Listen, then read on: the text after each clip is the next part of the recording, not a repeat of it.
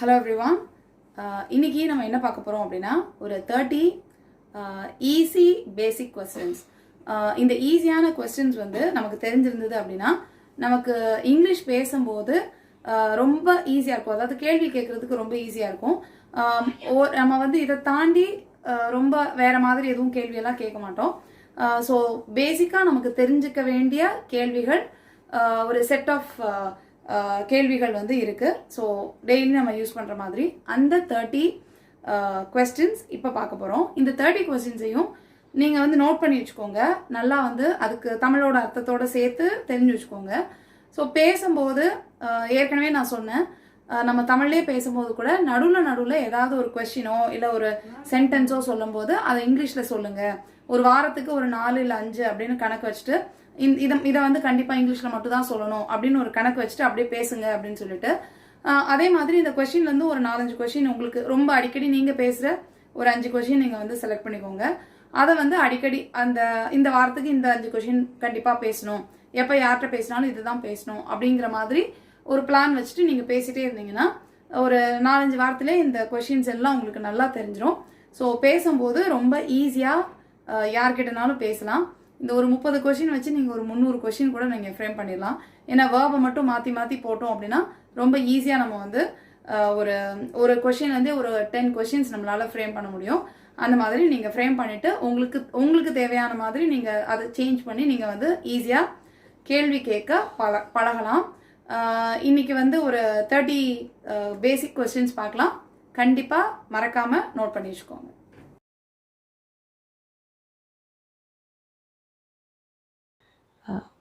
ஈஸியான இந்த 50 கொஸ்டின்ஸ் கண்டிப்பாக தெரிஞ்சுக்கோங்க. ஸோ ஸ்டார்ட் பண்ணலாம். நோட் பண்ணி வச்சுக்கோங்க. First one, are you okay? So are you okay அப்படிங்கிறது ரொம்ப எல்லாருக்கும் ஒரு ஃபெமிலியரான ஒரு கொஸ்டின். ஆர் யூ ஓகே அப்படின்னா உனக்கு ஒன்றும் பிரச்சனை இல்லையே, நல்லா இருக்கேல அப்படின்னு கேட்குறது தான் ஆர் யூ ஓகே. ஸோ நம்ம ஃபேமஸான ஒரு படத்தில் கூட வரும்ல, ஆர் யூ ஓகே பேபி அப்படின்னு சொல்லிட்டு, அதே தான் இது. ஸோ ஆர் யூ ஓகே அப்படின்னா உனக்கு எல்லாம் ஓகேயா, எல்லாம் கரெக்டாக இருக்கா அப்படி கேட்குறதுக்கு. Next one, what's going on? What's going on அப்படின்னா என்ன நடந்துட்டுருக்கு, என்ன செஞ்சிட்ருக்க, என்ன போயிட்டுருக்கு அப்படிலாம் கேட்குறதுக்கு வாட்ஸ் கோயிங் ஆன் அப்படின்னு சொல்லிட்டு கேட்கலாம். Next one, how to you know? How to you no அப்படின்னா உனக்கு எப்படி தெரியும் அப்படின்னு ஏதாவது ஒரு விஷயம் கேட்குறோம் யார்கிட்டையாவது. உனக்கு எப்படி இந்த ஃபோன் நம்பர் தெரியும், உனக்கு எப்படி இவனை தெரியும் அப்படியெல்லாம் கேட்குறதுக்கு ஹவு டு யூ நோ அப்படின்னு சொல்லிட்டு கேட்கலாம். And next one, is this right? Is this right அப்படின்னா இது சரிதானா, இல்லை இஸ் திஸ் ஓகே அப்படின்னு கேட்கலாம். இஸ் திஸ் ரைட்டும் கேட்கலாம், ஓகேயும் கேட்கலாம். இஸ் திஸ் ரைட் இல்லைனா இஸ் திஸ் ஓகே அப்படின்னு சொல்லிட்டு கேட்கலாம். And next one, what are you doing? What are you doing இது வந்து ரொம்ப காமன். இப்போ நம்ம யார்கிட்டையாவது சேட் பண்ணிகிட்ருக்குறோம், இல்லை பேசிகிட்ருக்குறோம், ஃபோன் பண்ணுறோம், என்ன பண்ணிகிட்ருக்க இப்போ அப்படின்னு கேட்போம்ல, அந்த மாதிரி கேட்குறதுக்கு வாட் ஆர் யூ டூயிங் அப்படின்னு சொல்லிட்டு கேட்கலாம். Next one, where did you go yesterday? நேற்று யாராவது நமக்கு ஆஃபீஸ்க்கு வரல, இல்லை நம்ம ஃப்ரெண்டு யாரையாவது பார்க்க முடியல அப்படின்னா நேற்று நீ எங்கே போயிருந்த அப்படின்னு கேட்போம்ல, எங்கே போனேன் அப்படின்னு கேட்குறதுக்கு where did you go yesterday அப்படின்னு சொல்லிட்டு கேட்கலாம். Next one, who's this? Who's this அப்படிங்கிறது வந்து 2 விதமாக கேட்கலாம். ஒன்று, நம்ம ஃபோனில் பேசிகிட்டு இருக்கும்போது யாராவது ஏதோ புதுசாக கால் வருதுன்னா ஹூஸ் திஸ், யார் நீங்கள் அப்படின்னு கேட்குறதுக்கு ஹூஸ் திஸ் அப்படின்னு கேட்கலாம். இல்லை நம்ம ஃப்ரெண்டு யாரையாவது புதுசாக யாரையாவது கூட்டிகிட்டு வந்திருக்கிறாங்க அப்படின்னா இவங்க யார் அப்படின்னு கேட்குறதுக்கும் ஹூஸ் திஸ் அப்படின்னு சொல்லிட்டு கேட்கலாம். And next one, where have you been? So இந்த வேர் ஹாவ் யூ பீன் அப்படின்றது என்னென்னா, ரொம்ப நாள் கழித்து யாரையாவது பார்க்குறீங்க, இவ்வளோ நாள் எங்கே போயிருந்த, இவ்வளோ நேரம் எங்கே போயிருந்த அப்படிலாம் கேட்குறதுக்கு வேர் ஹாவ் யூ பீன் அப்படின்னு சொல்லிட்டு கேட்கலாம். இந்த பீன் அப்படிங்கிறது வந்து கான் அப்படிங்கிறதுக்கு பதிலாக யூஸ் பண்ணுவாங்க. ஸோ ரொம்ப நம்ம அதுக்கு வந்து ரூல்ஸ் அப்படிலாம் யோசிக்காமல் வேர் ஹாவ் யூ பீன் அப்படின்னா எங்கே போயிருந்த அப்படின்னு சொல்லிட்டு சிம்பிளாக ஞாபகம் வச்சுட்டு சிம்பிளாக அந்த கேள்வி கேட்டுடலாம். Next one, where is my key? Where is my key அப்படிங்கிறது வந்து நம்மக்கிட்ட ஏதாவது என்னோடய சாவி எங்கே, இது நம்ம எப்போவும் எதையாவது ஒன்று தொலைச்சிட்டு தேடுவோம்ல, என்னோடய சாவி எங்கே, என்னோடய ஃபோன் எங்கே, என்னோடய சார்ஜர் எங்கே இப்படிலாம் கேட்குறதுக்கு where is my key, where is my charger, where is my phone அப்படின்னு சொல்லிட்டு கேட்டுக்கலாம். Next one, what am I suppose to do? What am I suppose to two அப்படிங்கிறது நான் இப்போ என்ன பண்ணணும், அப்படின்னு கேட்குறதுக்கு தான் what am I suppose to two அப்படின்னு சொல்லிட்டு கேட்குறோம். இதே வந்து கொஞ்சம் டிஃப்ரெண்ட்டாக கேட்கணுன்னா வாட் ஷுட் ஐ டூ, நான் இப்போ என்ன பண்ணணும் what am I suppose to two அப்படின்னு கேட்கலாம், வாட் ஷுட் ஐ டூ அப்படின்னு சொல்லிட்டும் கேட்கலாம். Next one, who do you go with. Who do you go with அப்படின்னா நீ யார் கூட போகிற. இப்போ நாளைக்கு நான் வந்து ஊருக்கு போகிறேன், இல்லை வேறு ஏதாவது இடத்துக்கு போகிறேன் அப்படின்லாம் சொல்லணும்னா who do you go with அப்படின்னு கேட்டேன்னா நீ யார் கூட போகிற அப்படின்னு கேட்குறதுக்கு. Next one, do you know how to open an account. இது வந்து இப்போது ஏதாவது ஒரு பேங்க்கில் புதுசு அக்கௌண்ட் ஓப்பன் பண்ணணும் அப்படின்லாம் யாராவது கேட்டாங்க அப்படின்னா to you know how to open an account, உனக்கு இந்த அக்கௌண்ட் ஓப்பன் பண்ண தெரியுமா அப்படி கேட்குறதுக்கு. இந்த டூ யூ நோ வச்சு நம்ம நிறையா கொஷின்ஸ் நம்ம வந்து ஃப்ரேம் பண்ணலாம். Do you know how to cook, do you know how to drive a car, இந்த மாதிரி do you know how to வச்சுட்டு நம்ம அதுக்கப்புறம் என்ன வேர்ப்னாலும் போட்டு நீங்கள் எத்தனை கொஷின்ஸ்னாலும் நீங்கள் ஃப்ரேம் பண்ணிக்கலாம். And next one, are you safe. Are you safe அப்படின்னா பத்திரமா இருக்கியா. இப்போ இந்த லாக்டவுன் டைம்லலாம் வந்து நம்ம சொந்தக்காரங்க ஃப்ரெண்ட்ஸுக்கெல்லாம் ஃபோன் பண்ணிவிட்டு பத்திரமா இருக்கியா நீ அப்படின்னு கேட்குறதுக்கு ஆர் யூ சேஃப் அப்படின்னு சொல்லிட்டு கேட்கலாம். Next one, is every one safe. Is every one safe அப்படின்னா எல்லோரும் பத்திரமா இருக்கீங்களா அப்படி கேட்குறதுக்கு இஸ் எவ்ரி ஒன் சேஃப் அப்படின்னு சொல்லிட்டு கேட்கலாம். அண்ட் நெக்ஸ்ட் ஒன், ஆம் ஐ audible.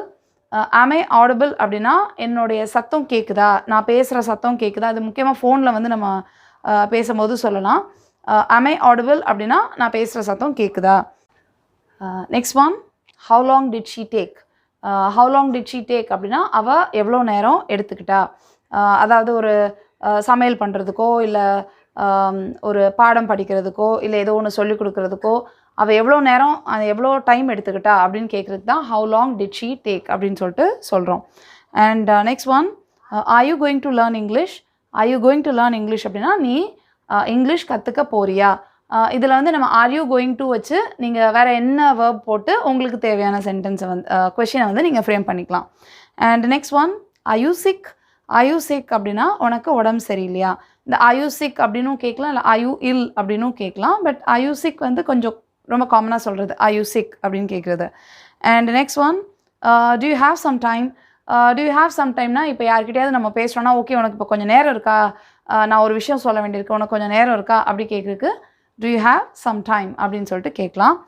And next one, may I know your name. இந்த may I know your name வந்து நிறையா பேருக்கு ஒரு முக்கியமாக தேவைப்படும். நிறையா ஒர்க் பண்ணுறவங்களுக்கு நிறைய பேர் வந்து may I know your good name இல்லை ஒரு யோர் குட் நேம் ப்ளீஸ் அப்படிலாம் கேட்குறாங்க. இந்த குட் நேம் பேட் நேம்லாம் கிடையாது, எல்லா நேமுமே நல்ல நேம் தான். ஸோ அதை குட் நேம் அப்படின்னு சொல்லிட்டு நம்ம வந்து சொல்ல தேவையில்லை. இதுவுமே வந்து நம்ம ட்ரான்ஸ்லேஷன் பண்ணுறது, அதாவது நம்மளோட இந்தியன் லாங்குவேஜை முக்கியமாக ஹிந்தியில் கேட்பாங்க. ஆப்கா சுப்நாம் கியா ஹே அப்படின்னு சொல்லிட்டு அந்த சுப்நாம்ன்றதை வந்து அப்படியே ட்ரான்ஸ்லேட் பண்ணி தான் நம்ம குட் நேம்னு இங்கிலீஷில் சொல்கிறோம். பட் எந்த இங்கிலீஷ் பீப்புளும் குட் நேம்னு சொல்லவே மாட்டாங்க. நேம் வந்து நேம் இஸ் அ நேம், அவ்வளோதான். So May I know your name அப்படின்றது ரொம்ப பொலைட்டாக ஒருத்தங்க கிட்ட நம்ம கேட்குறது. ஒரு கிளையண்ட்டோ கஸ்டமரோ வந்தாங்கன்னா உங்கள் பேர் நான் தெரிஞ்சுக்கலாமா அப்படின்னு கேட்கும்போது மே ஐ நோ யோர் நேம் அப்படின்னு சொல்லிட்டு கேட்டுக்கலாம். ஃபோன் பேசும்போதும் நம்ம வந்து ஆப்போசிட்லேருந்து யார் பேசுகிறாங்கன்னு கேட்குறதுக்கு may I know your name அப்படின்னு சொல்லிட்டு கேட்டுக்கலாம். And next one, have you done your work. Have you done your work அப்படின்னா உன் வேலையை நீ முடிச்சிட்டியா அப்படின்னு கேட்குறதுக்கு. And next one, does everybody know this. Does everybody know திஸ்னால் எல்லாருக்கும் இது தெரியுமா, இந்த விஷயம் எல்லாருக்கும் தெரியுமா அப்படின்னா டஸ் எவ்ரிபடி நோ திஸ் அப்படின்னு சொல்லிட்டு கேட்கலாம். Next one, can I have some more. Can I have some more அப்படிங்கிறது வந்து ஏதாவது சாப்பிடும்போது எனக்கு இன்னும் கொஞ்சம் கிடைக்குமா அப்படி கேட்குறதுக்கு, இல்லை எந்த விஷயமா இருந்தாலும் சரி எனக்கு இன்னும் கொஞ்சம் வேணும் அப்படி கேட்குறது தான் can I have some more அப்படின்னு சொல்லிட்டு கேட்கலாம். Next one, can you do me a favour. Can you do me a ஃபேவர்னால் எனக்கு ஒரு ஹெல்ப் பண்ணணும். நம்ம ஃபோன் பண்ணிட்டு ஃப்ரெண்ட்ஸ்டெல்லாம் சொல்லுவோம் எனக்கு ஒரு ஹெல்ப் தேவை இருக்குது, கொஞ்சம் ஹெல்ப் பண்ணுறியாடா அப்படின்னு கேட்போம்ல. அப்போது can you do me a favour சொல்லலாம், இல்லை can you please do me a favour அப்படின்னு சொல்லிட்டு நம்ம ஆரம்பிக்கலாம். And next one, do you like to play cricket. Do you like to play கிரிக்கெட்னா உனக்கு கிரிக்கெட் விளையாடுறதுக்கு பிடிக்குமா அப்படி கேட்குறது. அதாவது ஜென்ரலாக உனக்கு பிடிக்குமா அப்படி கேட்குறது. நம்ம வந்து do you like to watch movies, இந்த மாதிரி நம்ம வந்து டூ யூ லைக் குறைக்க வச்சுட்டு வேறு ஏதாவது ஒரு வேர்பை போட்டு நீங்கள் வந்து கொஸ்டின் அதில் ஃப்ரேம் பண்ணிக்கலாம். And next one, how's it going.